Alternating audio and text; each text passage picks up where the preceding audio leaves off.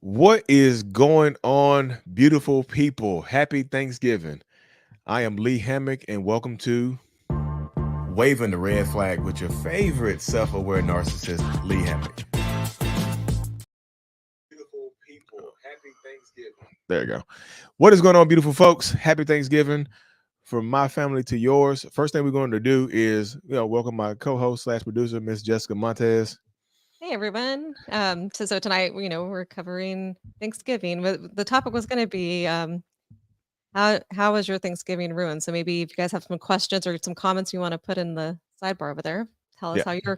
how you've had your Thanksgiving ruined. How was your Thanksgiving ruined by a narcissistic person or a toxic person, whoever, because that situation happens all the times during the holidays. It's not just Thanksgiving that narcissistic people ruin. I would say that it's any holiday, any special event. Not all narcissistic people will do this, but a lot of them will, y'all. So and I know it's Thanksgiving tonight, so I know a lot of y'all might be experiencing that right now. Some of y'all might be in the hall closet crying, angry. Why this year? Why is it every year? No, so you know why now.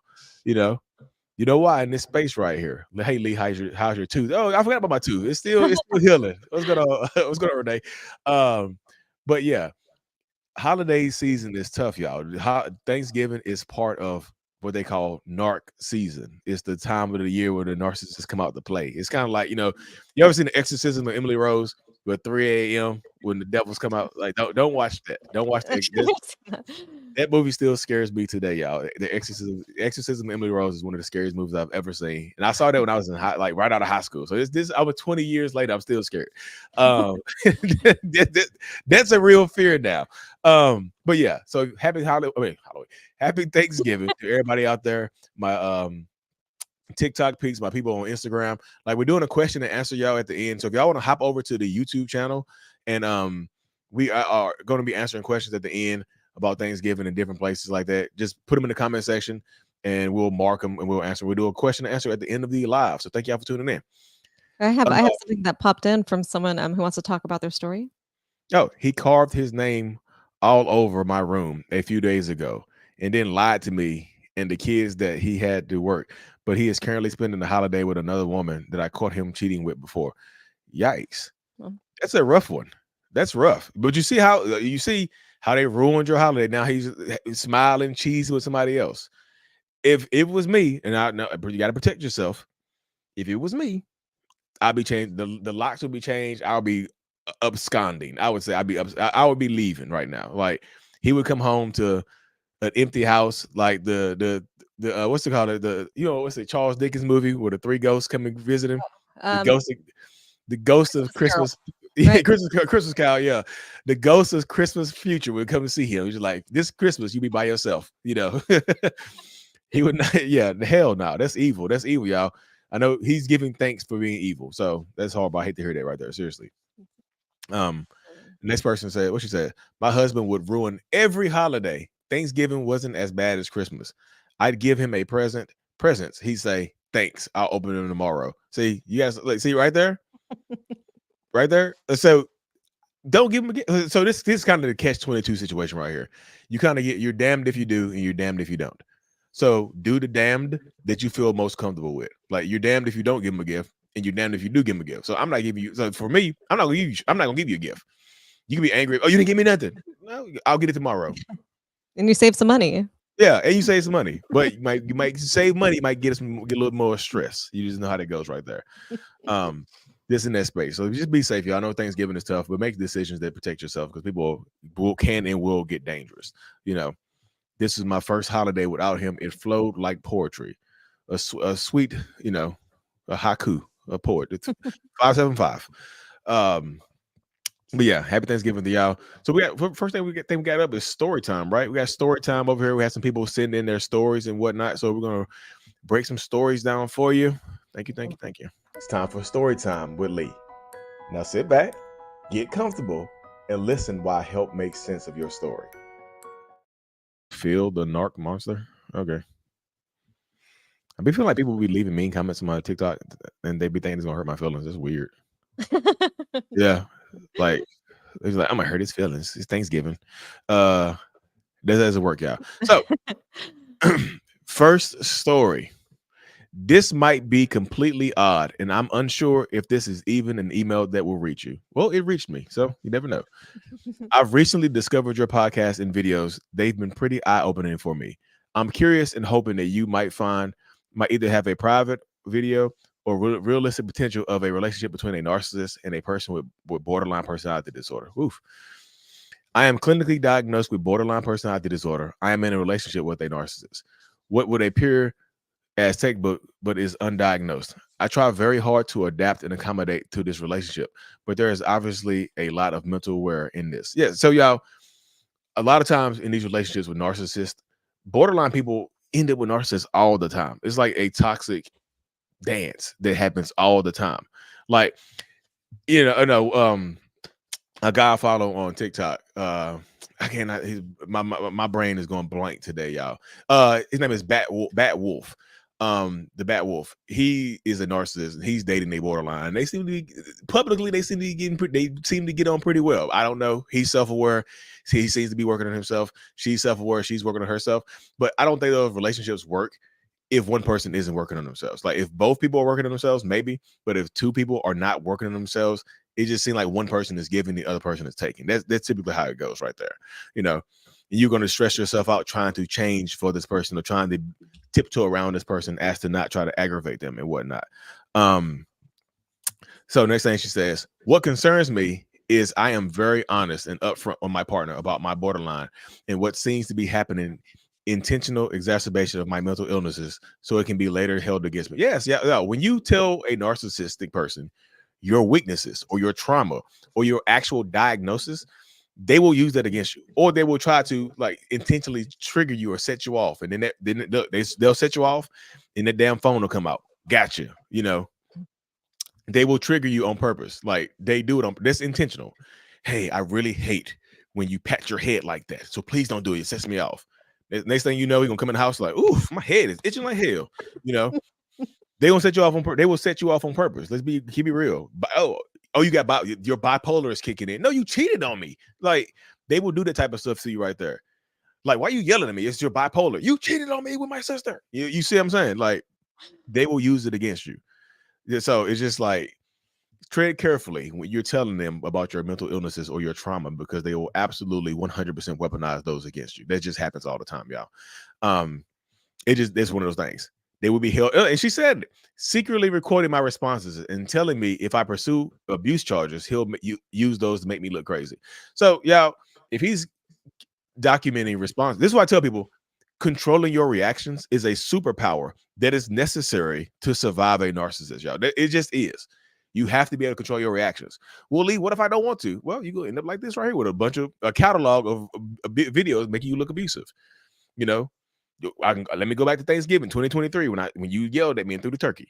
You know, they're gonna have a lot of videos on you. So controlling your reactions is a superpower that you need to have, that you need to develop. It's tough. I know I make it sound easy. I know it's not easy, but it's necessary. And then another is the projecting of his abuse onto me. He's hit me and bruised me on a few notable occasions. But he tells others that I hit him, hurt him, and bruise him. Yep, that happens all the time, y'all. But like, this is the thing, and this is like, I'm not trying to demean anybody who's a victim of domestic violence. Y'all know I wouldn't do that. In the mind of a domestic abuser, a narcissistic person, if they hit you and you stay with them, they think you're okay with it. And that's just the mindset of it. They think they've convinced you that you deserve it. You know, I hit you and you stayed, so you must realize that you deserve it, right? That's the mindset. It can be so black and white in that space right there. So I'm not telling you to just like, this is not me trying to blame y'all. This is just the minds of a narcissistic person. If I do something to you and you stay with me, are you not okay with it? That's how black and white it can be. Because if something bad happened to me, I would leave. So it must not be as bad as you say it is, right? That's where the mind goes right there, y'all. Like literally, they think you're okay with it. Why? I mean, just think about it. Why wouldn't they? It can be so black and white. Just in those spaces right there. And they'll tell everybody else that you did it.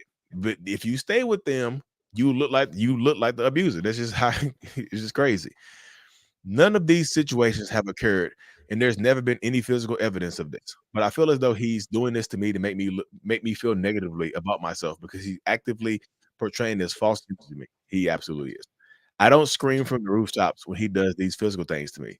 I tried to deal with it. I fail to understand as to why he want to present me like this. What is his game?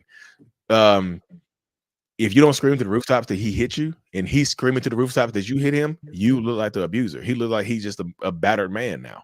You know, that's why men don't report stuff. You see, you see, that's why men are victims too. He's going to make you look like the abuser, and I hate to say this, but I feel like I need to say this. You're probably gonna end up in jail sooner or later because you're going to snap and hit him or something like that. He's gonna call the police on you. This is how it goes. Like you've been getting beat up for months or years. The second you retaliate, oh, you hit me. Woo! You going downtown. You're probably gonna end up in jail. And that's how it goes. Like I talked to so many people who are actually the victims of domestic violence who fight back and have restraining orders put on them, have charges pressed against them. That's why I just tell people controlling your reactions and getting out of these toxic situations as soon as you possibly can help save you, help protect you. Because a lot of times that's how it goes, y'all. I talked to so many people of the last few years that exact scenario has happened right there. Exact scenario. It's crazy. I think we actually have a voicemail about that has that scenario. Oh, really? Oh, well, there you go. See? Yeah, somebody on TikTok said reactive abuse. That's exactly what it can be. Your reactive abuse can make you look like the abuser if portrayed in the right light. You know, they can get you. This person says, "I'm sorry, you're overwhelmed with people coming to you for help, but I figured I really work for try." Yeah. That's what I'm here for. I'm here to help in these spaces, though, y'all. But I can only do so much. You have to be able to help yourself. I know, like having borderline, you be hypersensitive to a lot of things, and you become attached to narcissistic people, and it can be tough to leave. But it's possible because this person right here is showing you that he's going to frame you as the abuser. The more you stay, the more evidence he gets to frame you as the abuser. You know, I've seen people end up with charges. And you're like, dang, I got charges on my record now. I've never committed a crime in my life, but now you look like you committed domestic violence. You know, so shout out to you for sending that story. And I know that's tough, but happy healing, y'all. So if y'all are following me on TikTok or Instagram, like I said, we reading the stories over on YouTube. A YouTube channel is Mental Healness. Check it out over there. Just go right to the Mental Healness channel. Check it out. We over here chatting. Me and Jessica over here chatting. Happy Thanksgiving to y'all. So I like this comment here too, because I think this probably resonates with people.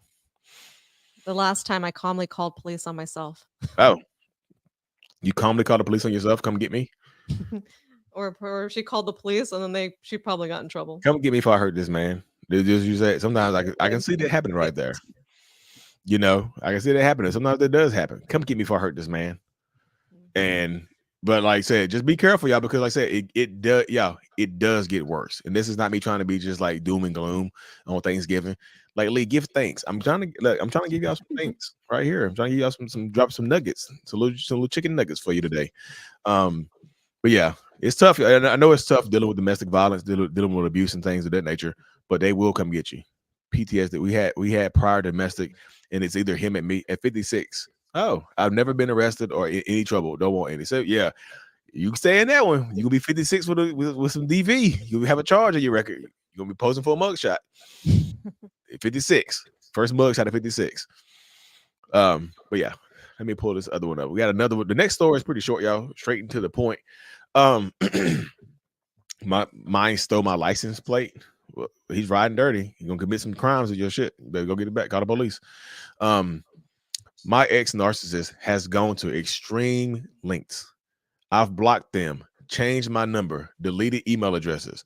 I was with her for 6 years. It will be a year the 22nd. She got caught cheating. She has since been with her new supply, but still does random things like have Amazon packages delivered to my house. The stuff she's done is unbelievable. I don't want to ramble on about it. What else can be done without looking like I'm the crazy one? I want her to stay away and be happy. Y'all, I don't know if this is a man or woman who sent this in. Whoever you are, if they're harassing you like that, extreme lengths, call the police. Sometimes I know sometimes if this is a man who sent this in, like, man, I don't want to seem like a punk, man. Call the police on a woman. Y'all, you don't think they won't? You gonna think it's an Amazon package? It's gonna be something explosive on your doorstep. You know what I mean? You're like, oh, Amazon. Like, what did she get me? Boom, it's gonna blow up. You know what I mean? I'm just telling you, that's just She's gonna send a lock of her hair in the Amazon package, and she'll be like, she's gonna curse you. Y'all don't be afraid to call the police. It doesn't make you a punk. It doesn't make you soft. It makes you smart to call the police, because I'm telling you, this when people she'll pop up on you and she'll start hitting you, and you push her off. Woo! He hit me. Guess where you going? Charges. I'm just telling you. Be proactive instead of reactive. Proactive means call the police. Even if you don't press charges, just put it on the radar. That's proactive, just in case it happens later. Reactive is her popping up on you and you fighting her back. Woo! You see? Proactive. Proactive. You were proactive when she pops up on you. There's a history of you telling, hey, she won't leave me alone. You know, be proactive instead of reactive, because proactive will get you locked up. I mean, reactive will get you locked up. I promise you. This be how it goes. Heck no, stay away. Heck no, stay away. Yeah, I'm just telling y'all, be safe. Be safe. You have to. They will come get you. They will absolutely come get you. You know, you have to be as safe as you possibly can in these spaces, because if you don't, I'm just telling you, when you in the back of that police car, you haven't done anything wrong. You were like, damn, I should listen to Lee. You know, damn. Mental health try to help me. You know. I have a question for you before we go on to the next. How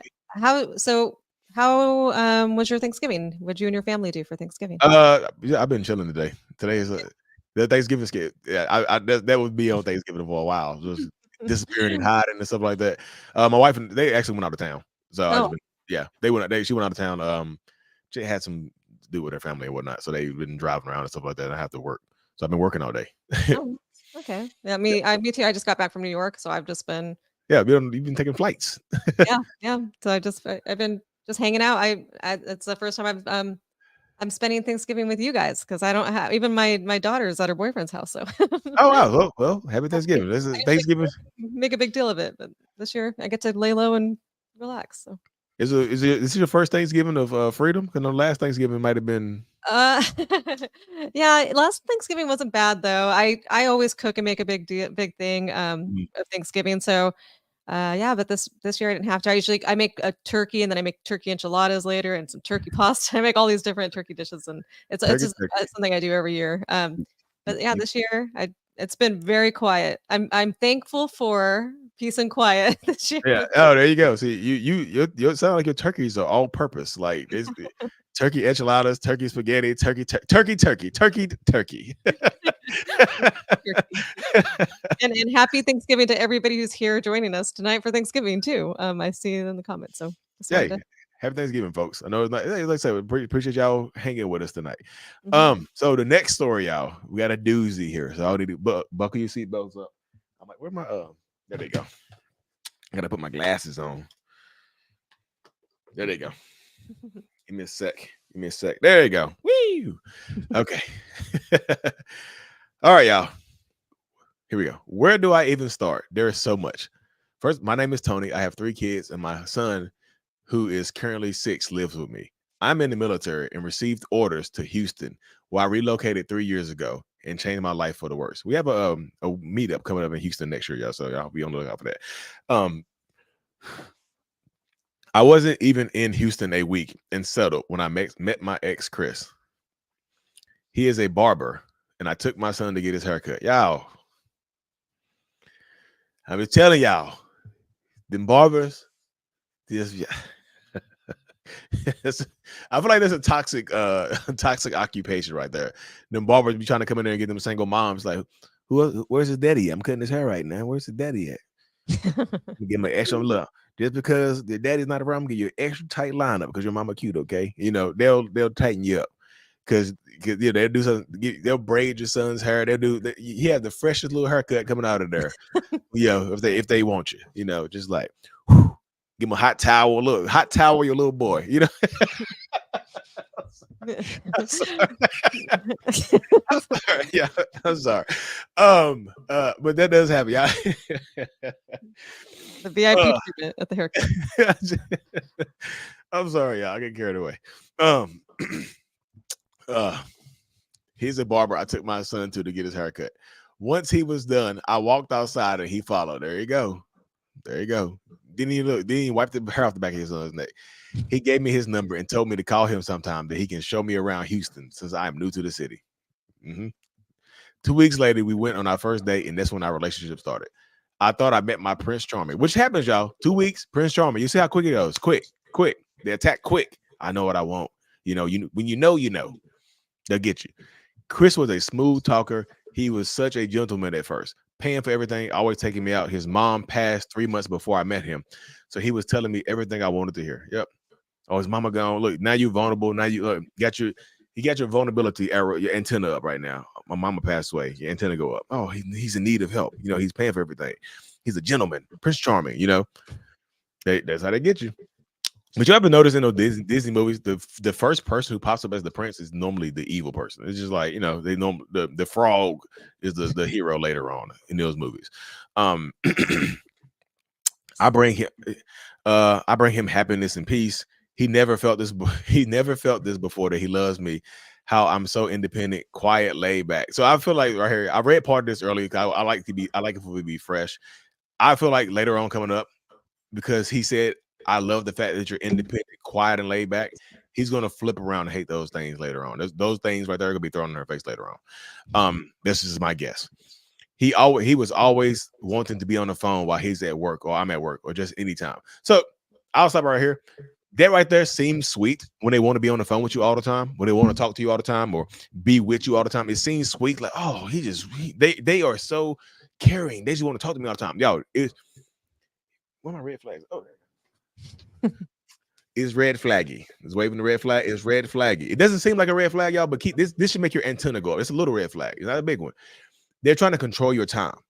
You know, it's just like, we used to fall asleep on the phone. We used to FaceTime and fall asleep on the phone. It seems sweet, but they're making sure anybody else in the background, anybody else in your bed. It seems sweet. They're making sure you're not talking to anybody else, because you just met me and we already dated. We already in a relationship. What's stopping you from doing this with somebody else? That's the mindset. You see, I want to scoop you up and take you away from everybody else. It seems sweet, but it could be red flaggy right there. You know, it seems sweet, but it could be red flag. That's the same type of energy that, like, this is, you know, when a man comes to the hairdresser with you all the time. Like, you don't need to go to a hairdresser by yourself. You can't go get your hair did by yourself. It seems sweet, like, oh, your boyfriend goes with you to get your hair did. It seems sweet, don't it? But it's not. It's red flaggy. So I'm at work or anytime. I would just have my AirPod in and we would be on the phone all day. I thought he was really into me. Didn't think anything of it, because of course you wouldn't, because you think it's sweet. That's how it looks. You know, we would fall asleep on the phone and y'all, I'm calling it. I promise you, I haven't read this whole story. I promise you I haven't. I promise you I haven't read. I read the first few parts of it just to kind of get a gist. But like, I called it, like, fall asleep on the phone together, FaceTime it. I said that. You see, it's predicted. I'm good at this. I'm good. I'm not bragging. I'm good at this. I'll be like, listen to me. I was like, I ain't listen, Lee. What you know you're talking about? All right. Okay. All this after a haircut. All this after your son got a fresh haircut. Goodness. 3 months in, something wasn't feeling right. Like he was hiding something. Y'all, 3 months is important. 3 months is extremely important, because it takes, on average, 90 days to get to know someone for who they really are. That time, that 90 days, 3 months, that's a recurring theme in relationship dynamics. 3 months in, they went crazy. 3 months in, I found out they were cheating. 3 months in, they started feeling weird. 90 days. It takes, on average, 90 days to get to know someone for who they really are and what their real intent is. 90 days is an average now. It could take less, it could take more, you know. 90 days is an average. So 3 months is on average. So I could go into detail, but I'm gonna keep it short. I did some snooping and came across a Facebook page that he claimed in the beginning he didn't do Facebook. There you go. Secret face, not even a secret Facebook. He don't have Facebook. He lied about Facebook. He had tagged that girl in a gift he got for Christmas. Are you the side piece? Are you the side piece, Tony? No. Uh-oh. Oh. I clicked on her page and everything came to light. She had posted pics of them Christmas with his family. A month before, she posted how she can't wait to travel with her fiance.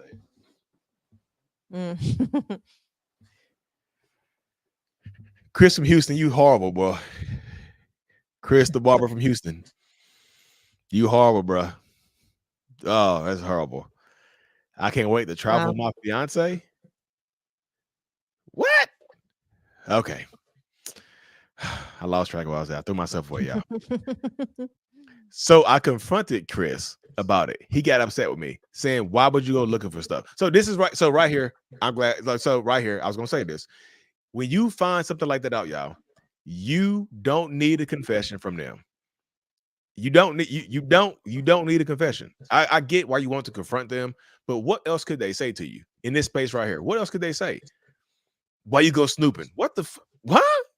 Why you married? You engaged? Why was snooping? What? Y'all, you don't need a confession. I know y'all was just like, yes, you do, Lee. No, you don't. You do not need a confession. You have the evidence. You see it. What is the story you're telling yourself when you see him posting something or her posting something online saying, "I can't wait to travel with my fiance." They got matching pajamas on. They got, her son got the same haircut your son got. Like, come on, y'all. That's his flirting haircut. I got a special haircut I just do for the cute mamas. His son got the same haircut. Come on, y'all. Come on. You don't need a confession, because when you feel like you need a confession or you confront them, you give them the opportunity to gaslight the hell out of you. I'll say that. You give them the opportunity to gaslight you, to manipulate you, to make you feel like it's your fault. Because I feel like even after this, because she said that she's not going to leave, somehow he's going to convince her that she didn't see what she saw and she's going to stay dealing with him. I just feel it. I feel it. I feel it in my bones, because you don't need a confession. Okay, where was he at? Why would you go looking for stuff that they there you go, that they not together, but they put it on a show for his family because they haven't told them yet about their breakup? They happened more than 6 months ago, supposedly, because I had already been dating Chris for 4 months by now, and that his stepdad really sick, so he doesn't want to upset him. Man, get the hell out of here. So I fell for it. Then I tell y'all, you get them the opportunity to say some dumbass shit like that, you gonna fall for it. Like first we put on a show for the family. Now his stepdad's sick. I told you I was coming. I told you I was coming. I told you. Dumb, I know. I ain't gonna say you dumb. I'm just saying, like, I don't use the word dumb right now. I'm just saying, like, I knew it was coming, because like it's they play on your emotions. You give them you're already hot. You're in a hot when you want to confront them. You're in a highly emotional state, so you're easily manipulated. It's more easy to manipulate you when you're highly emotional. That's why just like you calmly go up to him, and tell him, like, look, happy engagement. I'm done with you. Walk off. No, I'm not engaged. We can put on a show. What? Yeah. What won't?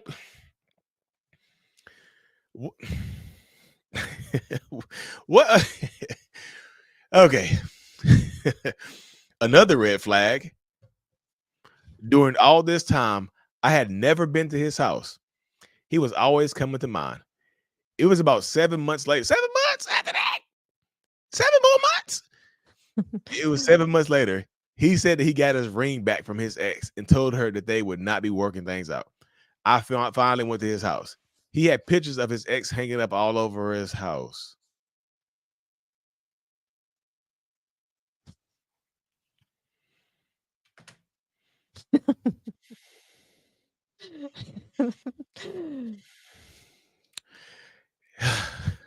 A few he said he wouldn't take down of his ex because his mom was in it. I think this deserves one of these. So that's super red flaggy right there. Hello, y'all. We started going on trips together. I took him to Vegas for his birthday, which was in May. My birthday was a few weeks after his in June. He started to argue with me. He started arguing with me on my birthday. Of course, y'all. Arguments on your birthday. I told y'all it's not just Thanksgiving. It's any big event. My birthday in Vegas, we flying around, we gambling, we clapping cheeks, we doing all that stuff. Your birthday, to hell with you. To hell with you. Birthdays, my red flag. I had to put my stick back in my red flag, y'all. Now it's swingable. He started arguing with me on my birthday. I went home with him in July and met his family. Okay. A month after that, I moved in with him and things started going downhill. Of course they did. Yeah, I'm telling you, when something big happens, things go downhill. So if he did break up with his ex probably found out about her. The fiance probably found out that he was cheating with this other person, and he just like, okay, I'm gonna just end up with her. That's what ends up happening. You know, that's what ends up happening a lot of times in these spaces. Once you move in, once the baby's involved, they feel like they have control over you. Things will get worse.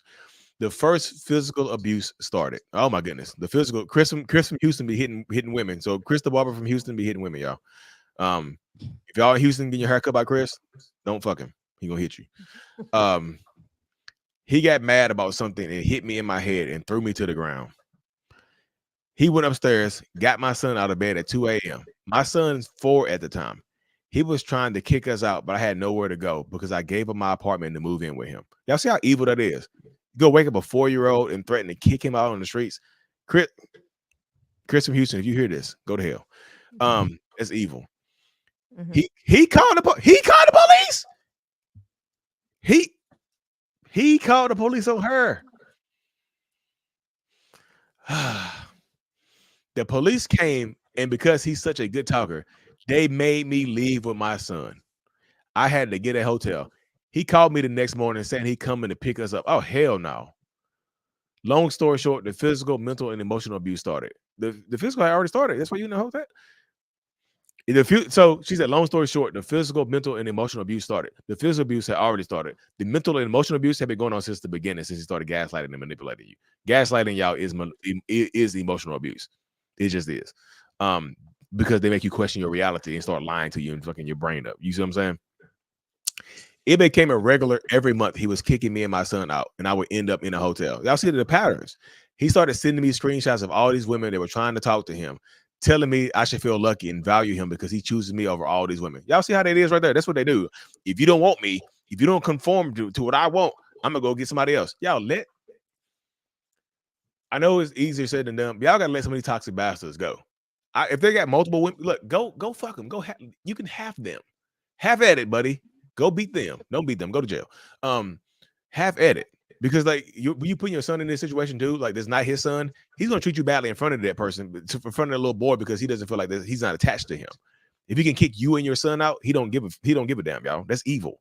Y'all see how evil that is right there. Ugh. He started telling me because I'm military, I get things handed to me that I don't know what struggle is. So y'all see the jealousy bubbling to the surface right there. He's jealous of her because she's in the military and she has a career and he's cutting hair. There's nothing wrong with cutting hair, y'all. Nothing wrong with cutting hair. I know some good barbers that don't beat you and cheat on you, stuff like that.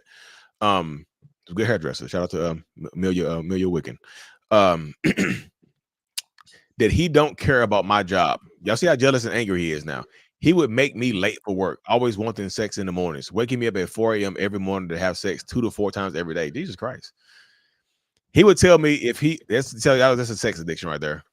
You know, he's just looking at you as you are a whole to him at 4 a.m. You were just a pleasure object to him.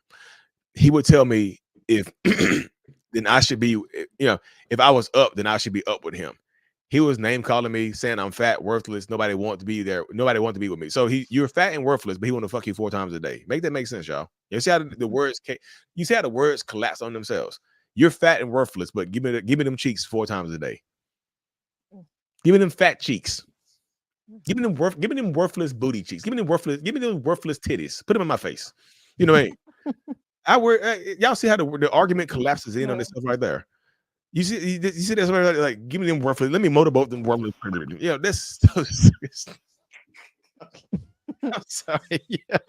I'm sorry. Well, it's just the ridiculous. It's so ridiculous. The laughter comes from the ridiculousness of it. So true. Ridiculous. Yeah. But because the words and the actions don't match up. You see what I'm saying? Mm-hmm. They try to devalue you. So you think nobody wants you, so you tolerate the abuse. That's what it is right there. They try to somebody asked me why do they do that? They try to devalue you and make you insecure, so you don't think anybody else will want you, so you tolerate what they're doing to you. You know, just in that space right there. Y'all see, I'm using the red flag as like a reader. I'm like reading on the screen with my red flag. Where'd it go? So there were times he wouldn't let me leave the bedroom. If I tried, he would body slam me or throw me onto the ground or bed. He has left bruises on me Police would come, but they never did anything. He busted up my key fob once because I couldn't leave. It started getting worse.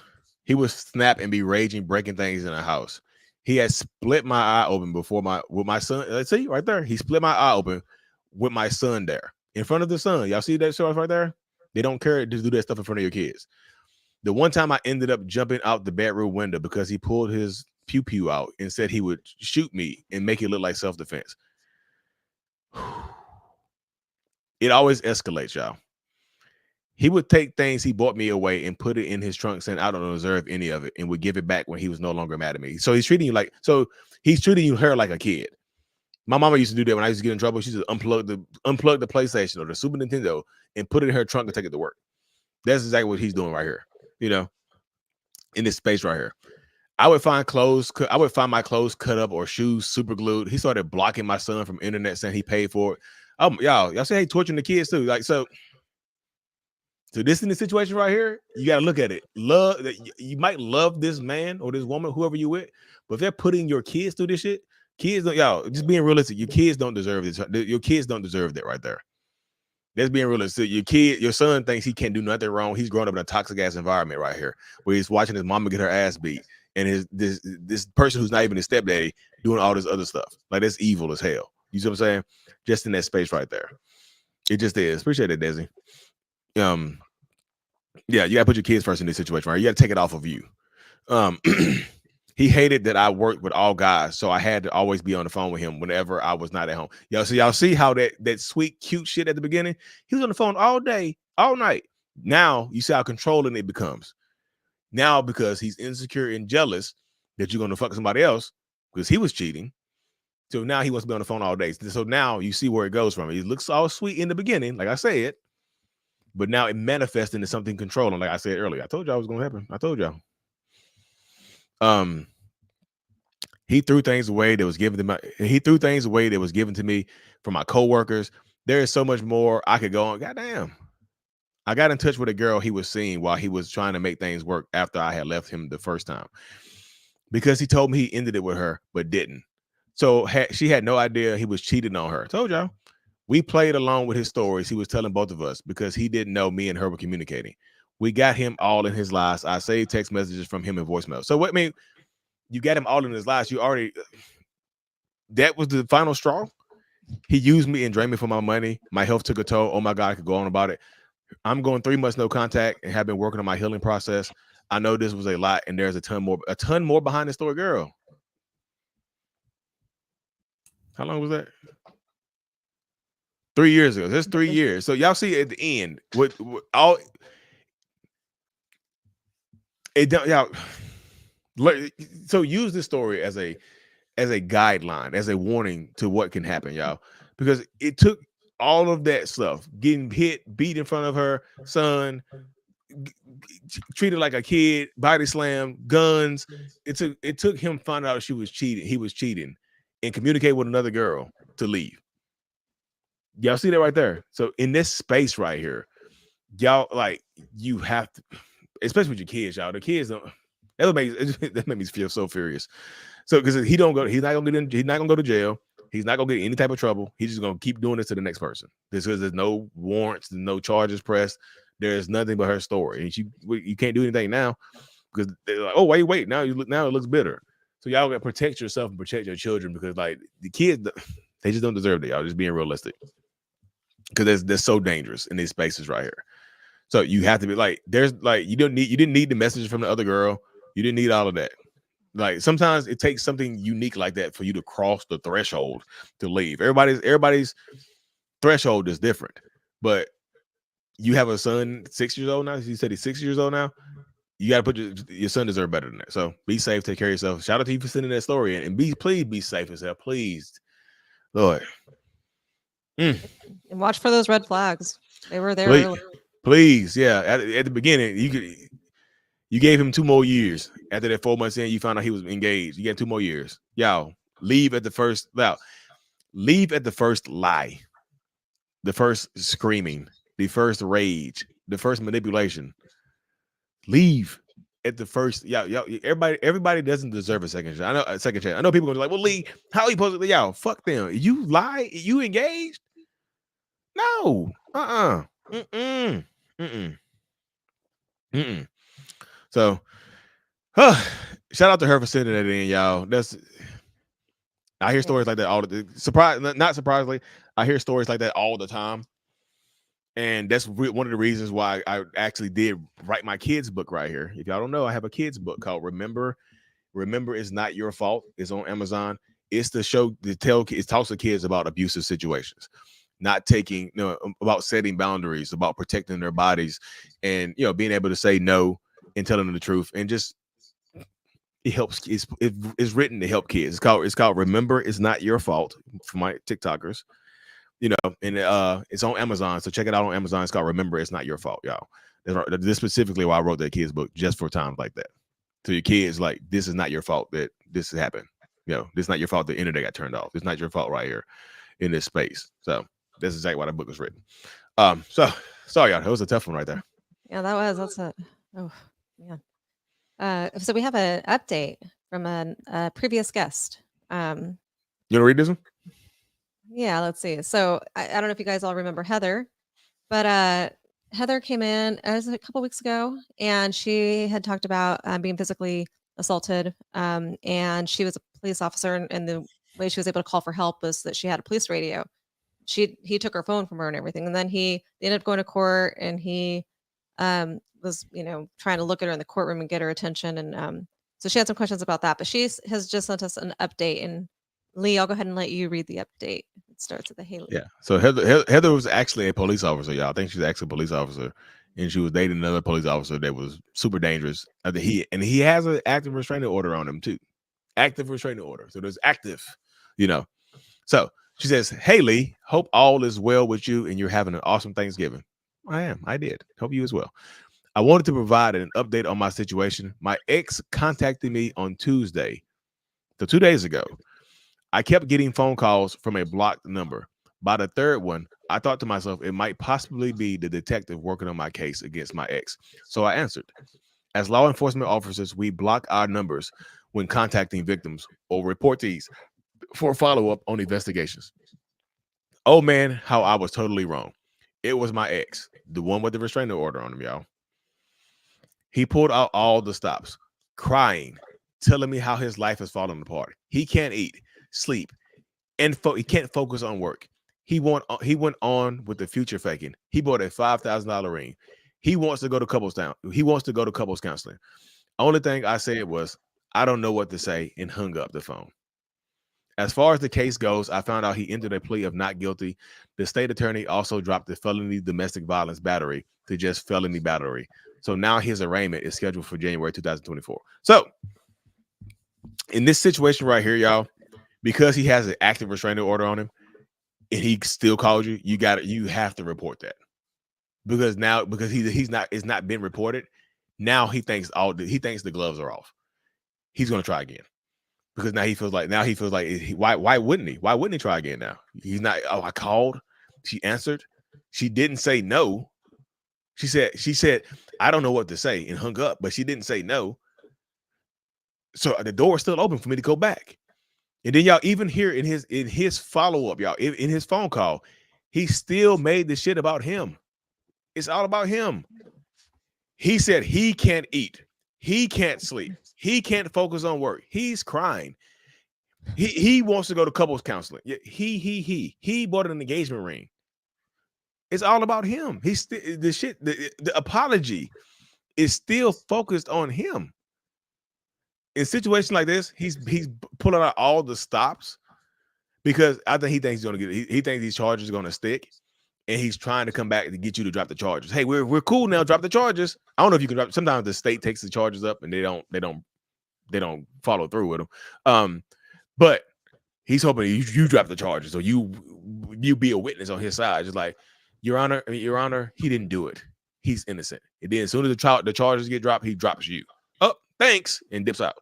So if somebody with a restraining order calls you, you have to enforce that restraining order, or they're going to do it again. They'll get worse because now he's probably feeling empowered enough to just probably pop up at the house. Oh, she didn't call the police. He's probably waiting. He's probably sitting around waiting. Like, I didn't get a call. I'm in the clear. He might pop up on you. The holiday Hoover is real, y'all. I can't eat. I can't sleep. I'm crying. Like, it's still about you. You didn't say nothing. You still. It's still about you. This is showing that this apology is about him. It's not even an apology. It's like, look how hard my life is getting because I beat you up. I tried to kill you, but look how bad my life is. What? Yeah. Look how bad my life. So, Heather, be careful. But I was my advice was you got to report that he called you, or he's gonna get worse. He's gonna pop up on you. So, shout out to her for being safe though, staying in no contact. Yes. Shout out to you. Thank She was you. in no Heather. contact since October though. So shout out to her. Yeah, and thank you guys too for sending updates. It's good to hear kind of what's going on. You guys have an update, please send it in. So let's see. Next we have some voicemails. Why don't I do my favorite video of the week first? We can pop that up.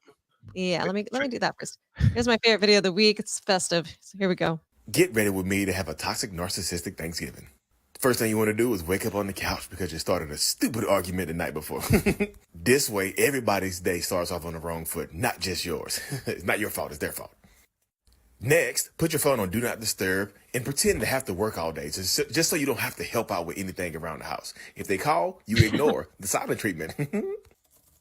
Nextly, you want to fill up on junk food, Pop-Tarts, potato chips, gummies, the whole 9 yards, just so you have an excuse not to eat the Thanksgiving food. This way, you can pretend to have a stomach ache later on, too. Works like a charm. Next, if you hate cooking and you really don't want to help, if they ask you to help, don't start the oven on time. This way, next year, they won't ask you to help. This year's turkey gonna be toxic and late as hell. Next, if they ask you to help and they forget something and you have to go to the store, take your time, get lost a little bit, turn your phone off, have fun with it. It's their fault they forgot. They know they can't depend on you.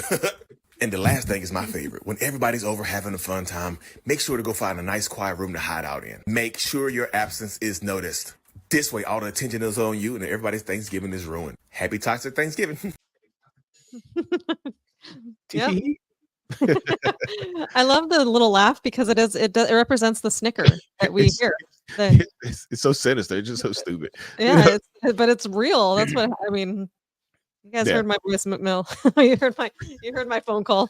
That snicker was there. You know, it's real. Yeah, real. I just filmed it today, y'all. So it was just like it was literally a spur of the moment. I did a live last night, and somebody was like, "You should do it. Get ready with me for Thanksgiving." I was like, "That's a good idea." You know, in the toxic voice and everything. That's a good idea. Get ready with me to be toxic. Yeah. But it's so stupid. We'll answer this question. No members only tonight, right? Yeah, not tonight, y'all. We'll be back next week with a members only event tomorrow next week because my wife will be back and she said she will hop on. My wife is gonna hop on the members only after show next week. She's already made a plan to do that, y'all. So she will. She'll be joining us at Club Lee. Club Lee. She's the DJ. No, she's the bartender. Oh, she might be on here now. I don't know if she's on here. But yeah. So what we got now? What are the rundowns? So we got some voicemails now, and then I've got a lot of questions and saved for us too for rapid fire. So if you have more questions, go ahead and put them in, and I'll. So voicemail time, y'all. So voicemails, so if y'all have a voicemail to send, I think next week's show is about future faking, right? It's future faking, right? I think it's future faking. Yes. I think it's, so. Next week's show is about future faking. So I have a story or a question you want to get answered. It doesn't necessarily have to be about future faking. We just answer a lot of voicemails anyway. Send your voicemail in to 855-432-5637. I had to look at the keyboard. To get your voice, like we read, as y'all would say, we read voicemails online and whatnot. We help break them down and get your questions answered and whatnot. You know. So and send those future faking stories, or if you have text or anything, you know. Yeah, send text messages in. Like, please send text messages. I'm gonna start breaking more of those down. I like doing the text message breakdowns. So get ready with me to do voicemails.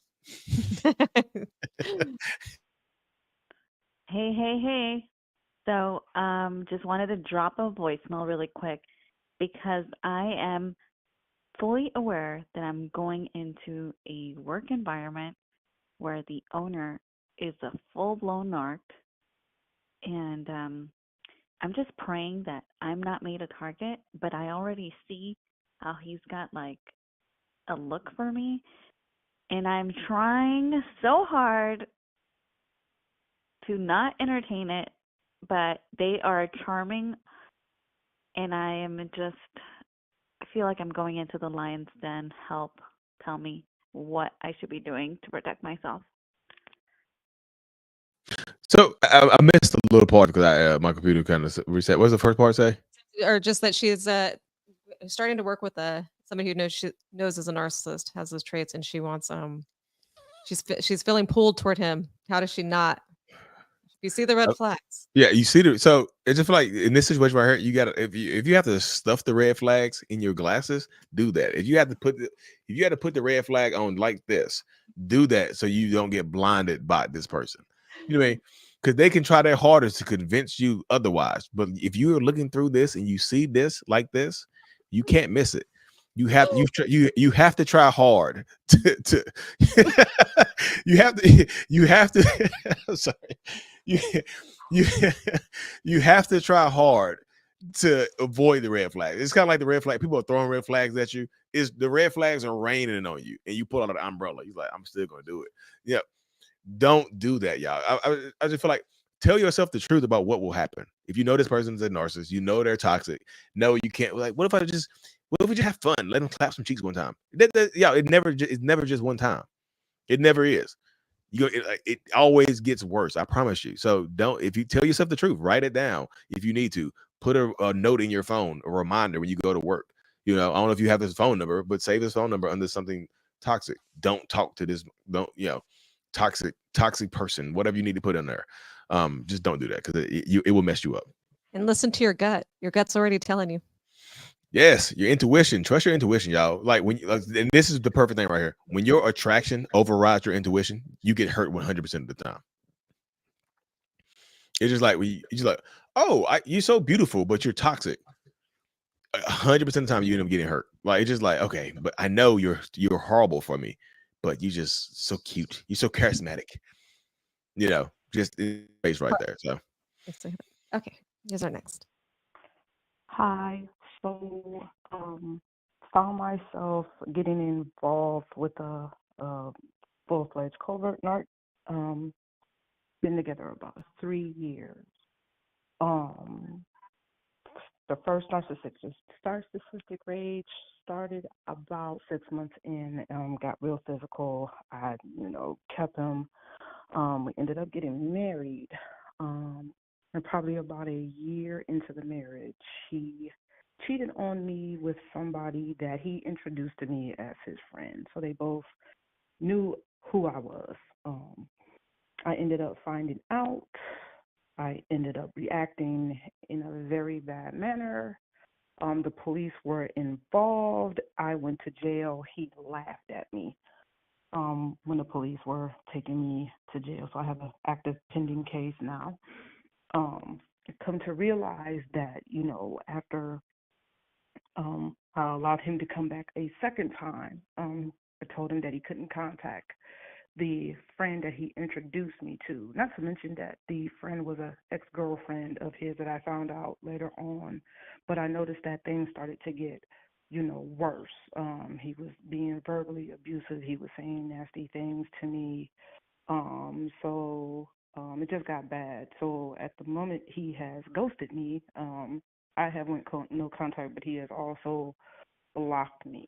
So just trying to get my situation in my life back on track after, 3 years of pretty much being love bombed, manipulated, gaslit, and, trying to break my trauma bond. So I just want to say thank you, Lee, because in going through my process and trying to figure out what I did wrong, I actually found your post on Instagram and follow you now on your YouTube channel. So thank you. Hey, I love helping people. I love when people you find me when you find me when you're supposed to. Just like I said, I tell people all the time. I found therapy when I was supposed to find it. If I'd have found therapy when I was 21 years old, it wouldn't have had the effect it had on me when I was 32 years old when I first got into it. So in this situation right here, y'all hear those timetables? She said about 6 months in, rage. I'm just telling y'all, you leave at the first rage. because y'all see what you this is a story you're talking about earlier was going to have her getting locked up. See, y'all see what I said it earlier. I was like, sometimes it happens where you react to something that they do, and you get charges pressed on you. You know, and then she took him back after that. Yeah. So right there, he's laughing at you while you're getting locked up, and you took him back after that. I know the trauma bond is strong. The trauma bond is extremely tough to break, but in situations like this, y'all, they're laughing at you. They're going to try to get you. Like, I doubt he'll drop those charges. He wants to teach you a lesson now. You see what I'm saying? You have an active case. He might have a restraining. Is there a restraining order on you? Because in these domestic violence situations, sometimes there's an automatic restraining order put into place, or protective order put into place.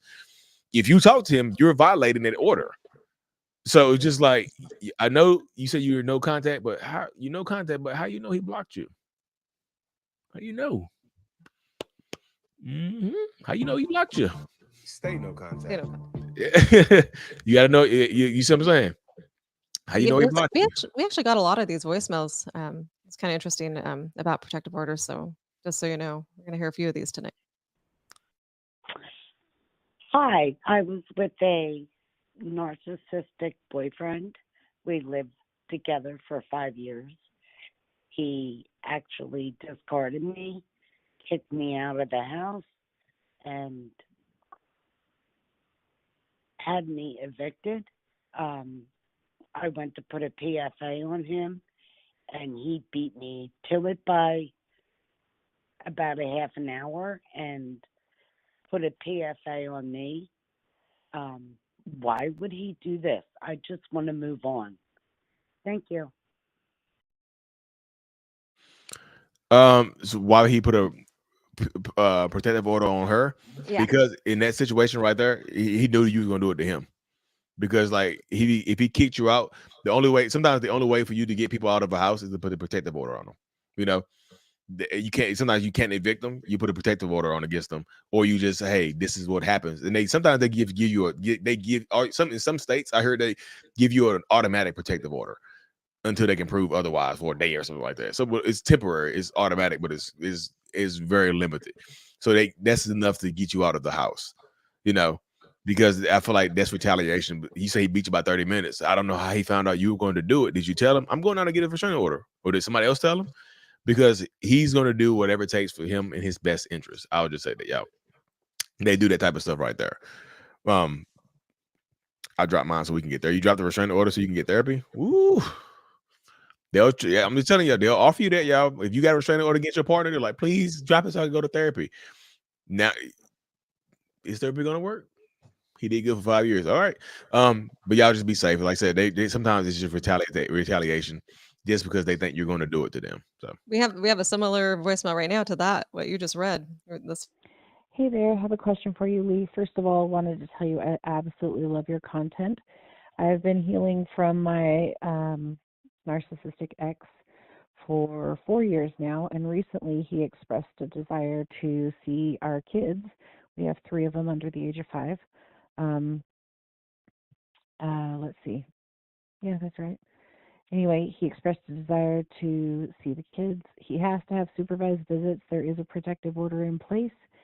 He and I are not to be within 50 feet of each other. Well, we agreed upon my parents being the supervisors for his visits, but they don't live in this state. With that being said, he will go an entire year without seeing his kids and then shows up. And granted, he's allowed to have 1 visit a week for 3 hours, but then he'll show up and see him for 15 minutes here or there. He's never on time with birthday gifts or Christmas gifts or anything like that. But I have noticed a lot of consistency once I said, okay, well, if you want to come see the kids or whatever, at the park in a public place, then I'll help facilitate that. And I've been really questioning this lately because I don't want to lose that protective order. He gets really, really upset very quickly when I bring up that domestic violence was the reason that protective order is there. And I don't know, he's in a mood right now to sign some court paperwork that would save us both some money and be really beneficial for us both. But I feel like I really do need to reestablish the boundaries with him as far as having a supervisor, reminding him of that protective order and things like that. He's wish-washed back and forth between, well, if you feel like you need to keep the protective order, keep it. I'm not telling you to get rid of it. And then other times he says, well, you know the reason that I can't see my kids. You know what you have to do. So, I mean, any help that you could give to shed some light on this would be great.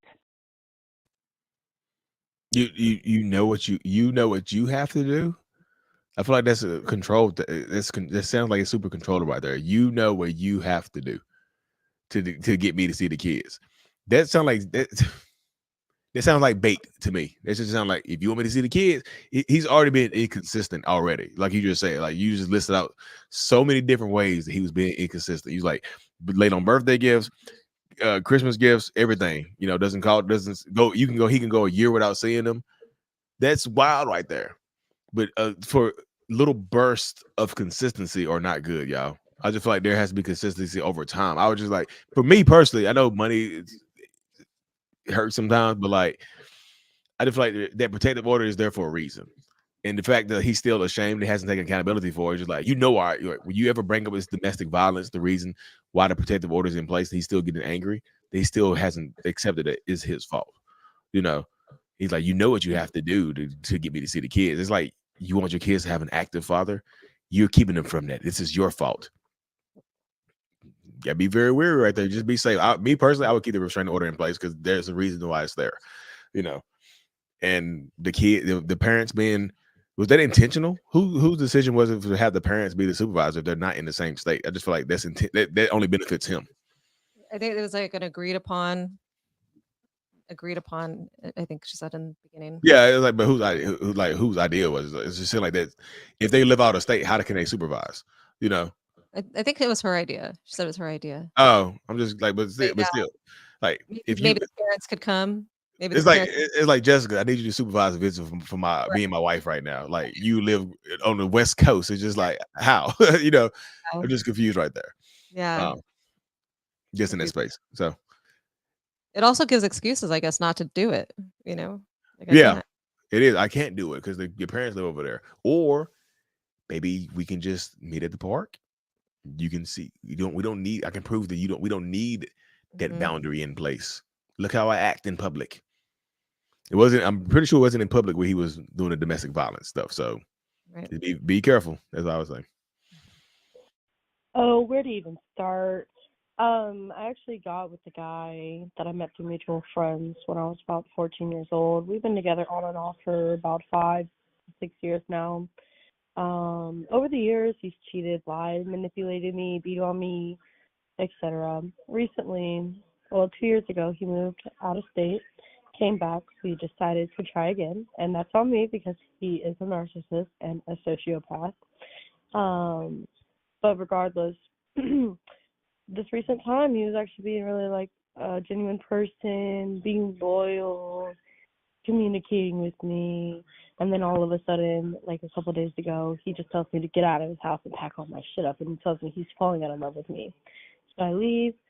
I find out I'm pregnant. I tell him I'm pregnant. He's like, well, get it aborted. Next thing I know, he's with a whole other woman, dating her, won't respond to me about the baby. So that's my situation.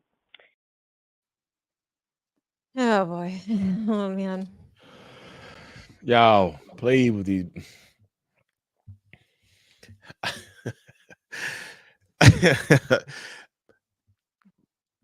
Okay. I'm sorry.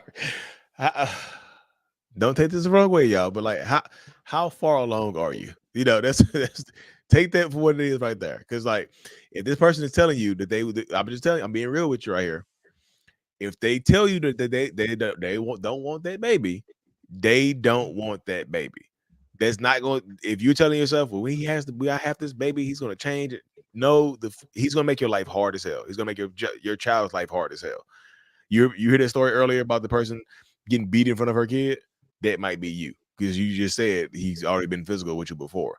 That might be you. So imagine down the road, you decide to have this baby, and your sociopathic, narcissistic partner is beating your ass in front of that baby because he told you he didn't want the baby. I'm just. That's the question I ask. How far along are you? Yeah. they'll take read into that how you want to, you know. Just what state are you in? You know, just like you have to be like, y'all have to you have to make decisions to protect yourself and to protect your peace and to protect your children. So Yeah. be safe. Hey, I was with my narc for 14 years and broke up in April. It got to be just horrific, emotional, verbal, and then financial. Um, I had been in therapy for years and he always refused to go, but we own a house together and animals that we rescued. So now he has used that against me. This time, though, is different because I've moved out twice before with girlfriends, and it didn't work out for a couple of reasons, personal, but this time he had promised that he would get a job, go to therapy, and stop the abuse, and any other time I would have just blind faith done it, but this time I could not afford to live on my own because of the financial abuse. So I'm renting with a friend and their family, which is very embarrassing, and he uses that against me to try to manipulate. And sleeping on a couch. And it's been going on since June. I moved back in July. So it'll be 5 months soon that I have not lived with them, but I just cannot seem to go no contact because just the financial aspect of it and our pets, and I just don't know what to do. So I missed the part. Did she say they have kids or they just have pets? Just pets and Oh. money. Money. Yeah, I don't want to sound mean. Yeah, I keep not wanting to sound mean, but don't. How do I say? Let me give me a second. How do I say this? Because like you don't want to stay in an abusive relationship because of the pets. I would just say that. You know, to have to stay in contact with somebody who's literally abusing you and treating you horribly and abusing you in almost every way for the dog, for the cat, the ferret, whatever pet y'all have, you know, it's just in this space. Like I'm not saying you're not abandoning your pets. I'm just telling you that's the tough thing to do. I'm not telling you in that space right there because they will use those pets to manipulate you because they know you care. They might not even want the pet, honestly, y'all. But they know that pet keeps you there, keeps you talking to them, keeps you interacting with them. So I just feel like if that's one of the only things that ties you to this person, you might have to let that go. You know, might have to let the animals go. I promise you, because they will literally ruin your life for those cats and dogs. I promise you. I know one girl, like her narcissistic ex bought her a pet and she left and she tried to take it and he sued her for it and won. You know, he didn't want it. He didn't want the dog. He just like sued her for it and won because she left. Like, oh, you gonna leave me? Cool. Sued her for it. Didn't want the dog. Just sued her for it and won because he bought it and his name was on it. So that might be saying just like abandon the pet. The pets they're going to be there with him. I just feel like this is it's tough, y'all. Just What if they kept the pet and just didn't? That's just boundary. No more contact. yeah. I mean, you can keep the pet, but again, who the pet actually belong to? You know, because that's what the other girl tried to do. He sued her for it, and we had to go to court, and she had to return her pet dog to him. So it's just like whoever the pet, if you have clear ownership, then yeah, take it in depth.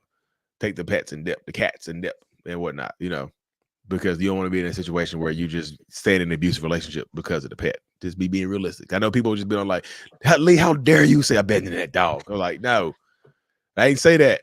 You're not leaving a dog on the side of the road. You know. Yeah, it's not the dog's fault, right? That's what they say. It's not the dog's fault. Yeah. And yeah, that's not what I'm saying. What you say? I just feel like y'all have to use discretion, of course, you know. So, you have any more? Yeah, let's do some rapid fire. I do have some more voicemails, but let's let's do rapid fire. Yeah, we've got a lot of voicemails. Yeah, okay.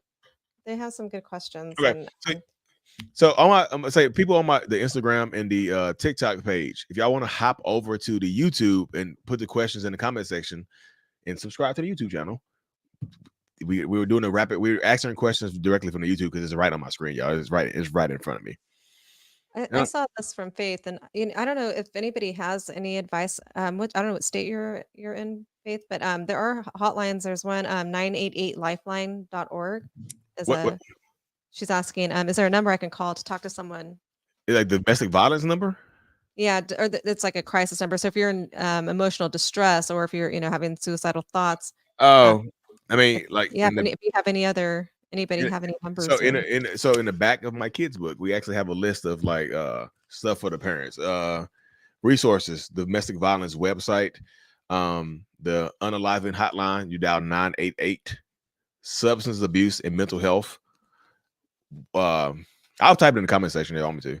But like this in the back of the kids' book, remember, it's not your fault. There's a section for the parents back here for resources for mental health, domestic violence, and things of that nature. Shout out to Angela for the subscription. The donation. Appreciate it. Thank you for supporting the channel. Domestic violence. So I'll put that. Like I say, it's gonna take me a while to type it in because hotline.org. It's the hotline. It's one word. The hotline.org. That's for domestic violence.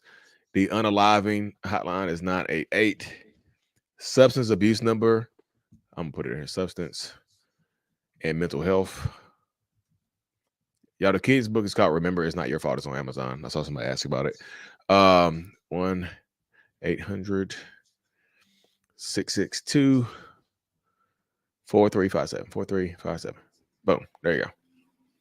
Yeah, and then you can always Google too, like maybe local. Yeah, you can Google it. Like I said, those just the. I think they might patch you through to somebody in the direct vicinity of where you are. Just in that space. So, next question, Patrice.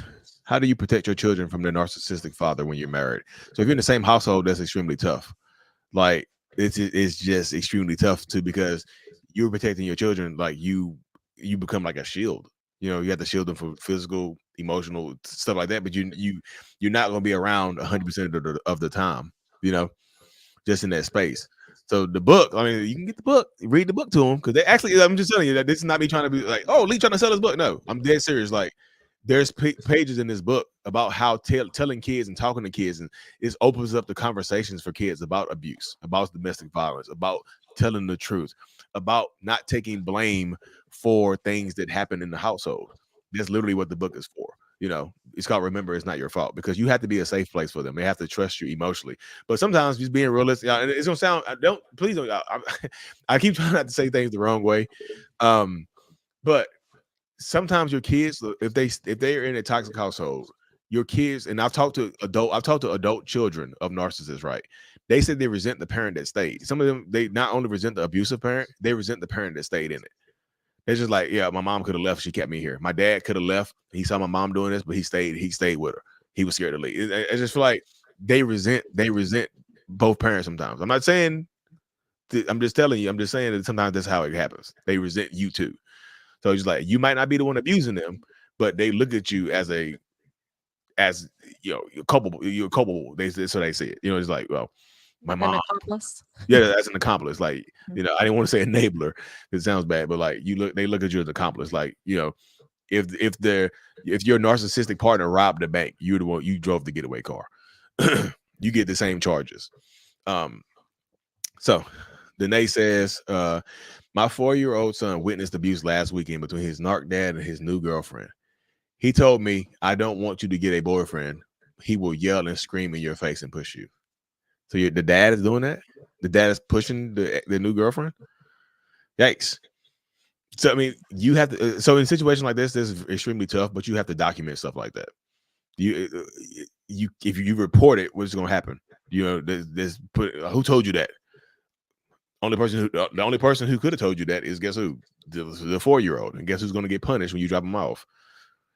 So a situation like that I would talk to an attorney or talk to somebody behind the scenes to see what you can do about that. Because in situations like that, you have to be able to be a safe place for them and talk to them. You have to be able to talk to your kids and keep them safe.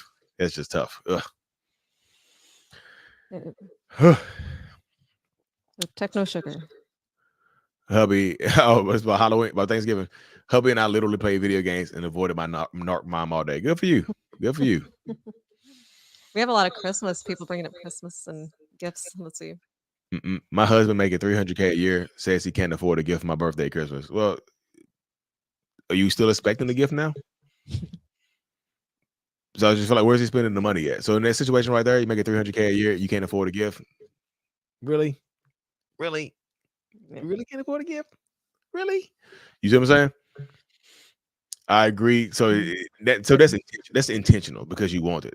If you want to stay in that relationship, I would just say you got to stop wanting gifts. Sometimes the only way to keep that stuff going, you have to be ignorant to the behaviors. You see that behavior, you have to be ignorant to it. Like, oh, Christmas is coming around. No, I'm not getting the shit. So just like, don't celebrate Christmas. Why would you? You gonna put your own gift under the tree? Who got me this? It's a gift, you know. Start gifting yourself. That'll piss him off. But do you want to piss him off? My husband got his cousin's wife to call my 30-year-old daughter and told her my husband was sleeping in her house last night. I am out of town. So wait, what happened? My husband got his cousin's wife to call his daughter? Yeah. So and told her my husband was sleeping at her house last night. The cousin's house. The cousin. Oh. So he's letting the kid know that I'm not staying home tonight. I'm staying with my my cousin's wife. She's staying with the wife. That's weird. I just I'm a little confused. Cheating. I feel like it's kind of written kind of weird. But it's not like he's cheating. Is he cheating with the cousin's wife? That's weird. That's toxic. It's filthy as hell. Cheating with your family members. But yeah. Doug says 3 years and we never had one nice special occasion, but we celebrated her birthday the whole month. Oh, birth months. The old birth month. He has a few. So I'm letting Douglas continue because he has a few. Oh, when is your birthday? Oh, July. July what? This July. You know? Yes. July. Yes. The last Christmas, she made it a point weeks prior to say she's so exhausted from shopping, but was so happy to be able to splurge this year and has 6 people left to shop for. Weeks later, she broke up with me by text on Christmas Eve. A couple of days later, she came over and had bought me nothing, not even a card. Oh, hell no. Yeah, you gotta go back to the you gotta go back to Santa's shop and get something. I know Santa has some gifts for the people who got cold. Get them gifts. Give me some. I need something. Nothing. I'm so tired from shopping. I didn't get you anything though. What? It was a movie. It was a kids movie. I always have kids movie references. Y'all ever seen the movie Trolls? You seen Trolls before? I haven't seen Trolls. My kids are old. My kids are grown. Yeah. Oh yeah. So Trolls is a good movie. You know, there was this one scene on there. She was like, talked to like the little maid. She's like, scullery maid. The king's invited everybody for his birthday except you. It's the same situation right there. Like, got everybody a gift except for you. I'm so I saw Trolls. My daughter loves it. See, there you go. You get it. My ex narcissist is a Sagittarius. I'm still in love with her. She has me blocked everywhere, but I believe she is stalking me after discarding me for someone else. So it's just in that space right there. I don't know if the Sagittarius part has anything to do with it. I just feel like, so me personally, I don't think the zodiac signs have anything to do with personality disorders and whatnot. But that's just me personally. If that's your belief, that's your belief. I'm not trying to just like, oh, you crazy as hell. No, that's not me trying to just do that. I'm just saying, because one of my friends, Chester, he is a whole. He does a lot of stuff about zodiac stuff like that. And another one of my friends, Scott Jackson, she does like zodiac readings and whatnot. So shout out to her. Please answer my question. 3 bombs. Does my husband play dumb like he doesn't know it's over? Yes. Sometimes you play willfully dense. Sometimes it's like it's like you having a big rash. Sometimes if you think if you ignore the rash, it's gonna go away, but it just keeps growing. Like if I ignore the divorce, it'll just go away. It'll unfile itself. You know, the papers will somehow unfile themselves and whatnot. So in that space right there. So be wary on that. Yeah, he's playing dumb. I'm kind of torn. My toxic parent got scared because we exposed them and said no more. So now they abandoned all their belongings and haven't showed up to clean it up. After living together for 4 years, will there ever be closure for that type of trauma? I don't see it. So in this place right here, I could just say closure is something that you have to give yourself, y'all. So whenever see, you can't depend on somebody else to give you closure because it's your book, it's your story. You have to close it up. It's your responsibility to put an end to it. So you can't expect anybody else to close up, to finish up your own self-written autobiography. You know, you have to close it up on your own. You can't get closure from them. Like, what can they say?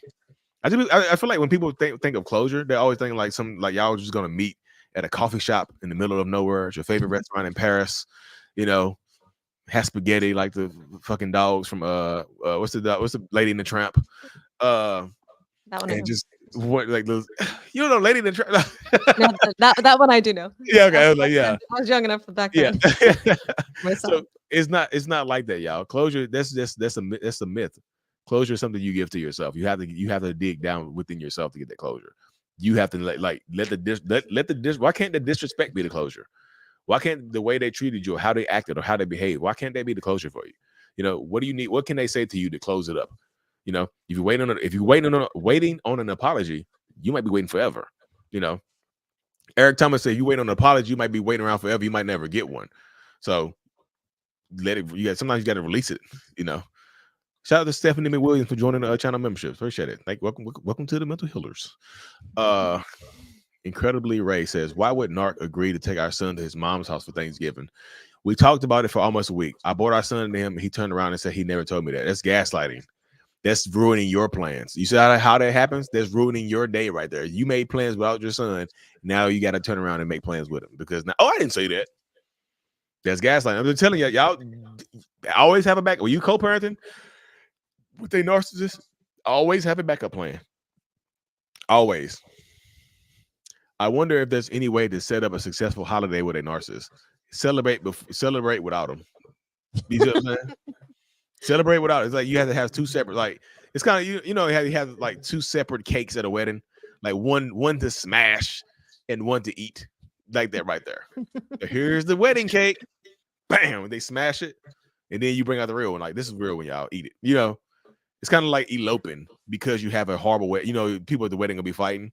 You ever seen The Office when Jim and Pam eloped and then had the wedding when Michael Scott and them were acting crazy? Yeah. You know, they eloped, went to Niagara Falls and had a good elope, had a good little wedding. And then they knew Michael Scott and them was gonna ruin it. They was like, Michael about to go crazy. You know, just like that right there.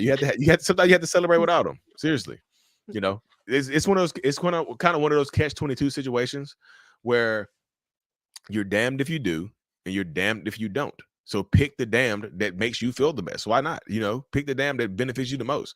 I'm gonna celebrate without you. Fuck you. Why not? You know, if you're gonna make my holiday difficult, why would I include you in it? You know, is that what's happening tonight with Delaney? Oh no. We be chilling. No, we holidays are good now. Holidays are chill now. All right. You might be in the chat. She actually might be in the chat.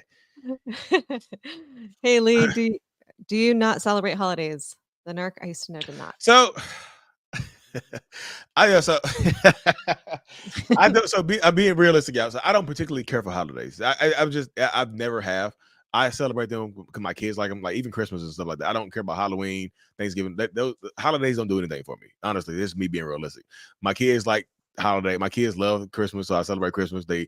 They love Halloween, so I dress up for Halloween. I do the stuff that makes them happy because you know that's what a parent does. You know, even though I don't particularly care for it, I don't let my ego or my fragility dictate how they feel. You know, I don't want to ruin the holidays for them because I don't care for them. You know, that's just me. That's just therapy work. That's just me communicating better with my wife. That's just me talking more and just being open and honest. You know, this is how it goes. Because like the skit I did today, that last one that I said that's my favorite. That's what I used to do. I used to go downstairs and disappear when everybody was together. I was like, I don't want to be up here. You know, literally just disappear. That's my favorite move. Mine ruined Thanksgiving and left this evening for a date. POS. Like, you better not let him come back. He left for a date. You better not let him come back. So look, Thanksgiving isn't over. You got on the East Coast, it's 10:25. West Coast, what is 7:25? You got 3-4 hours left. Celebrate. Look, make the last couple hours the best. Fuck him. You better not let him come back. I'm being dead serious. If you let him ruin your holiday and come back after a date, that's what you get in that space right there. Just like, oh, he went on a date and ruined my holiday. Yeah, y'all, I'm just seeing right. He's gonna keep doing that shit over and over again. Why wouldn't he? Because now it's like this is now the this is now the base state right here. This is now what we do. He's gonna keep doing it. Why wouldn't he? You know what I mean? It seems super simplistic, but why wouldn't he do it? If he's going again, you're damned if you do, you're damned if you don't. So do the damned, choose the damned, pick the damned that helps you heal, that helps you grow, that you can live with. He ruined my holiday. I feel like this is not the first holiday he ruined. You know, oh, 10 Christmases in a row, no gifts. Why are you expecting the gifts now? Like 10 times the charm. Y'all just adding charms. You know, I've never seen a 10-leaf clover. I haven't seen one, y'all. You know, just in that space. My daughter's narc used to text her nonstop all day. Didn't get her password for IG to make sure no one was in her DMs. He would intercept dudes trying to flirt with her too. That's psycho shit right there, y'all. Y'all see how controlling and immature that is right there, insecure that is. That's crazy as hell right there. That's what they do though. That's controlling. It seems sweet. Oh, he just care about me. No, he don't just care. He think you belong to him. He's a life filter now. You know, he's a Brita filter for your daughter. You know, in that space. Shout out to K for coming and joining the channel membership. Shout out to you. What if you sleep with the narc, then ghost them again? What if you sleep with the narc, then ghost them again, then take them to court for child support, knowing they are not providing for the child? What should I expect for the action? So first of all, you gotta stop sleeping with them, right? So you go give him the cheeks, ghost him, then hit him up for child support. That seems like it's backwards right there. You see what I'm saying? It's like if he's not helping with the kids, why are you fucking him? It's just like in that space right there, you can't be doing that. There's pimping backwards, you know. It's like he's getting rewarded for not taking care of the kids, not being there financially. You know, you get in that space right there. We can't do that. You know, seal up the cheeks. You know, but now that she has, now that she has, how is he going to respond to going after him for child support? Oh, he's gonna be mad. He's gonna be mad as hell. Why wouldn't he be mad? We just fucked yesterday. You for child support. You know who just knocked on my door? They just served me some child support papers. What the hell is this about? We just sleeping together the other day, huh? He gonna be mad. He gonna be angry because why am I getting the cheeks if I'm not paying? I'm not paying them child support. You got to seal up the cheeks. You know, you have to seal up the cheeks. Sounds like another sting. I used to say damn. I used to say damn up the cheeks like a little empathetic beaver. Like you gotta damn it up.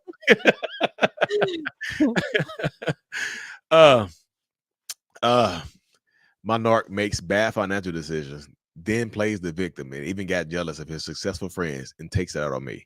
Why does he treat me so bad compared to people who aren't even there for him? Because you're the closest person to him.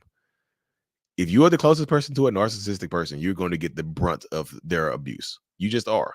You know, you are the close. Like when a bomb goes off, the closest things to that bomb get damaged the worst. You know, so if I'm a little nuclear narcissistic missile, wherever I detonate, the people around me that are closest to this, closest to this center of detonation are going to get hurt the most, right? Same thing with narcissistic rage or jealousy or insecurities. When I blow up, you are within my little narcissistic blast radius. You're going to get hit because you're the closest person to me. You know, you're the vent. You know who I am in that space right there. So you got to protect. Like he's going to keep. Why would he? That gets worse right there. As he gets older and he gets less, his friends become more successful, and he's still in the same spot. That's going to get worse. You know, so you got to be safe in that space.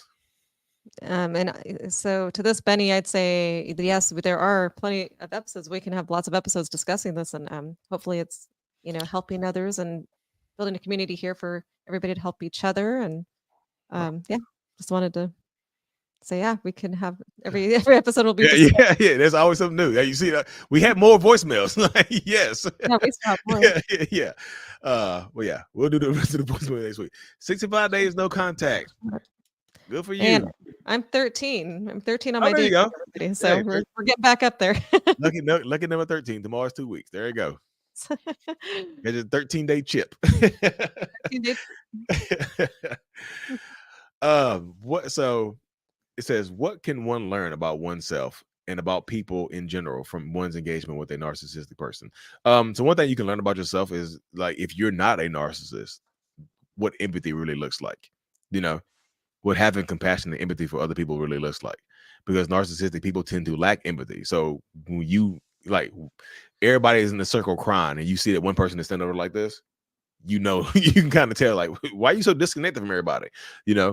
The empathy right there. It says the empathy center. You can learn a lot from narcissistic people. You can learn what you possess that a narcissist lacks, or what that narcissist has that you might lack. Just kind of like a status check sometimes. Adam Carolla will be fun. I know who that is, but I don't know who that is at the same time. That can maybe we can make that happen. I know who that is, but if I saw a picture of him, I would know who it is. Yeah, you know who he is for sure. Yeah. He's a big podcaster, comedian. You would love this topic. Maybe get on the Adam Carolla show. So yeah, let's see. Got a couple more questions. And Getting a then, lot of voicemails coming through. My phone is vibrating like boom, boom, boom. yeah, they keep coming. There's a lot of voicemails, guys. Thanks for sending in your stories. Thanks to April for moderating, and Thanks, April. Appreciate it. Always thankful for April. this was from earlier. That there was her daughter left a job So, working for nurse. somebody on TikTok said he went fishing today of all days. Of course, got to fish. Yeah, you got to, like, we don't have turkey. We don't have turkey at this house. We eat what I catch. I'm going to fish. We have stuffed trout or catfish. He gonna come back with a crawfish. Like, this is all I can catch. This is all we have. You cook the sides. I'll bring the crawfish. That's funny. He tells me the same thing. I'm so fat and ugly, but always tries to video chat when he's on the road working.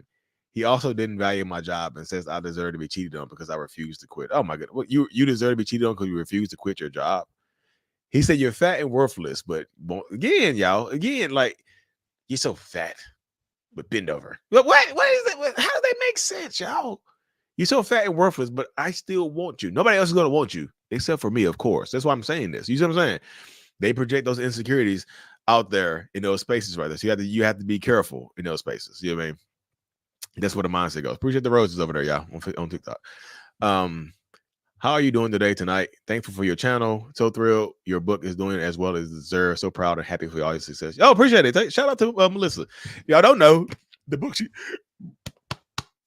she's referring to is my kids' book. Y'all knew on here. Remember, It's Not Your Fault. My kids' book that is available on Amazon. Remember, It's Not Your Fault, to help the kiddos. And the self-love journal to help the adults. The self-love journal, Lee Hammock, I Love Me. The self-love journal is on Amazon too. So I'll put the links to both of those on my YouTube channel. Go over to the YouTube if you're on Instagram or TikTok. You have to. It's easy. Why would a person but sad? Why would a person be sad?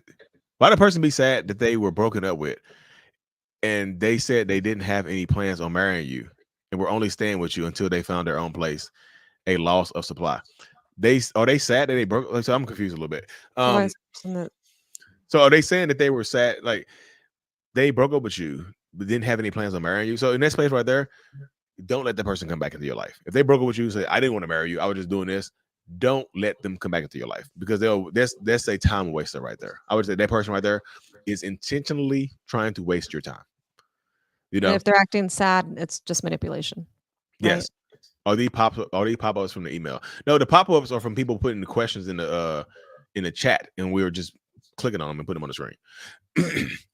Yes, argued on my birthday and asked me for $250. I wanted to casino the night prior to celebrate my birthday, claiming he miscalculated the bills. Claiming he miscalculated the bills. Hey, I know you hit the poker table last night, but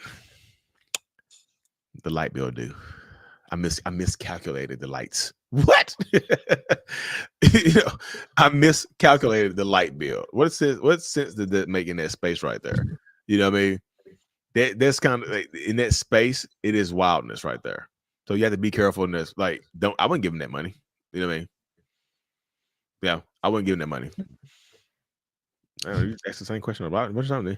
My narc discarded me last week, blocked me on everything this week. We have a child. He has said nothing. Document that.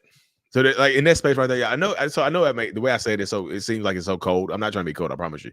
But you have to document that type of stuff. Like, it's cool to be emotional. I promise you. It's 100% understandable to be emotional in that circumstance. Is your emotions are valid. Your anger is valid. Your sadness is valid. You probably your hurt for your child is valid. But a person who blocks you and leaves and has said nothing to you about your child, and you said for the whole week, that person right there is either probably cheating or trying to cheat or trying to find something to do to ruin your life. Trying to find something to find somebody else. That's just the way it goes in that space. So you had to document that. And if you keep trying to something like this, like a calendar like this, where you could just document it, like the quick fill, keep it by your desk, keep it somewhere, just write it in. It helps for your own sanity too. Yeah. To document. Like I started to go feel like I was crazy and overwhelmed. So I started documenting like this, where I was trying to show like this is all of the stuff I do around the house. Yep. And what you don't do. Like I cook all the days that are circled, I cook all, like I'll like trying to explain like this trying to show a visual, even if you want to document things like this to try to make sense. It doesn't work, I'll tell you that. But it helps a lot to have stuff like this to document like events and things that happen. It does. Less crazy, honestly.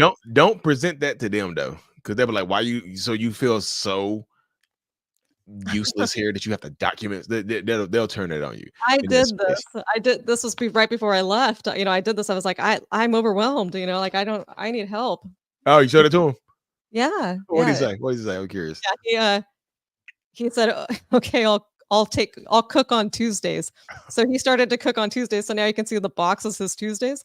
And on the Tuesdays, it was like most Tuesdays was him cooking, pissed off, angry, the old like attitude in the kitchen. So Chef Boyardee. Nobody better eat anything before dinner. It turned into like kind of like these little mini arguments of things that just have made it not worth it. Actually, should have just cooked on Tuesdays.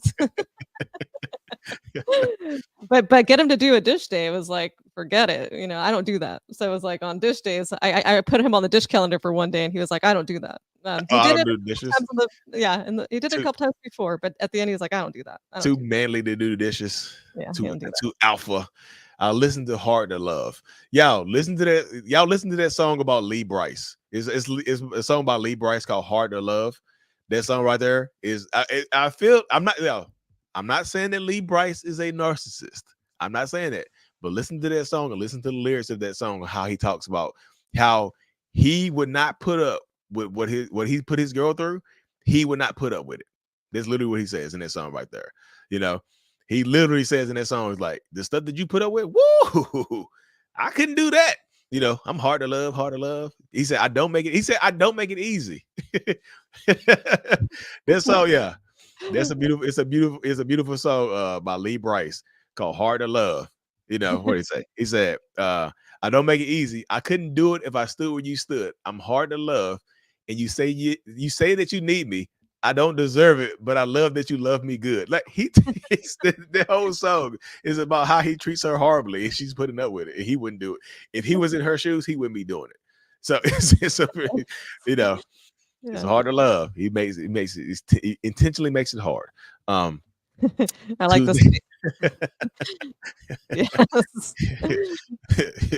The spite is served cold like revenge, just in that space.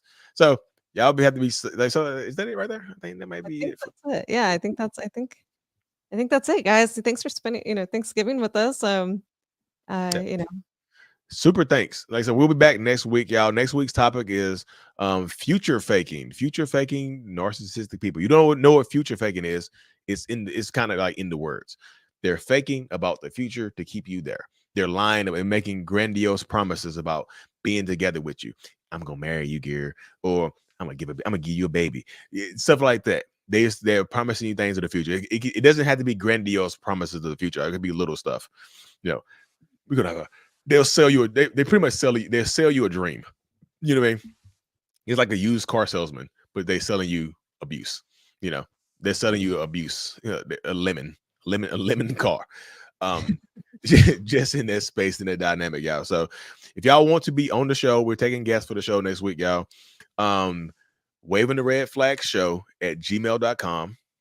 Like waving the red flag, like literally waving the red flag show at gmail.com. Or you can send a short voicemail in to if y'all hop over it's on the YouTube, y'all. Like it's hard to put it on this phone over here, but like you can send a voicemail in to I can't like so matter of fact, TikTok doesn't let me put stuff like that on TikTok. I got a violation the last time I put my phone number over there. They're like the last time I put the voicemail on the email, they're like, oh, violation. 555 healness. Does that work? It's 855 healness with one 855. S. It's 855 healness with one S. So it's 1-855 healness with one S. HEALNES. That's what the 432-5637 is.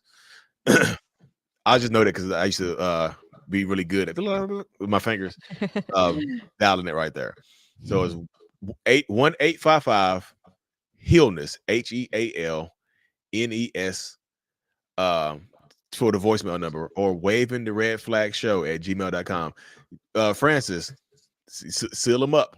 Francis is the one had we talked. Me and Francis was talking about the other day. Like her ex is trying to get the cheeks again. You better watch out. Better seal them up. Try. you have to in that space right there. So super thankful for y'all. Grateful for y'all. Thank y'all for spending Thanksgiving with us. You know, hopefully you have some good laughs on here. If you're sad, hopefully we made you laugh a little bit. Yeah. A little laughy laughs. Hope you all have a great rest of your holiday. Somebody said, will you take my last name when we get married? Who, me? Oh, you don't. You know what I mean? Will you take my last name? Somebody put it on TikTok. It's on TikTok. It's like, thanks for the crown, y'all.